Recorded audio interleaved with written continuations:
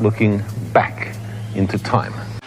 Here we are in the constellation Andromeda. This star is Beta Andromedae, the second brightest star in the constellation, 75 light years from the Earth. The light by which we see this star has spent 75 years traversing interstellar space on its journey to the Earth. When the light we see from this star set out on its long interstellar voyage, the young Albert Einstein, working as a Swiss patent clerk, had just published his epical special theory of relativity here on Earth. But is there a method by which we could travel in a conveniently short time to the stars? Can we travel close to the speed of light? And what's magic about the speed of light? Can't we travel faster than that? It turns out that there is something very strange about the speed of light, something that provides the key to our understanding of time and space. The story of its discovery takes us to Tuscany in northern Italy. There's something almost timeless about this place. A century ago, it probably looked very much the same.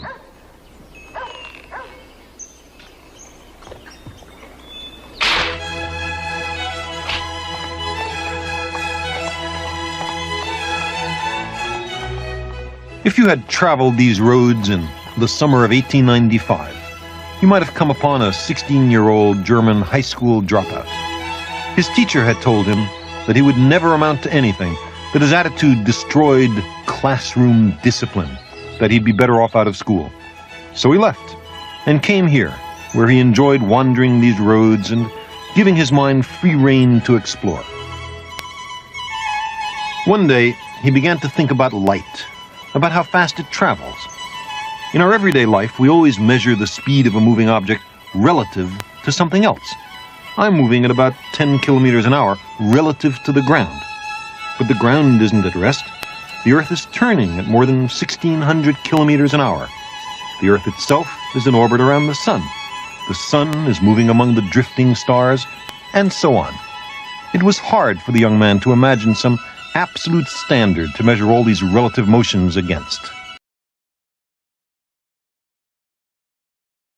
He knew that sound waves are a vibration of the air, and their speed is measured relative to the air itself. But sunlight travels across the vacuum of empty space. Do light waves move relative to something else?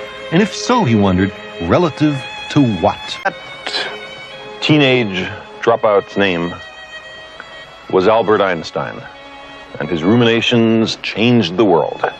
He had been fascinated by Bernstein's 1869 People's Book of Natural Science.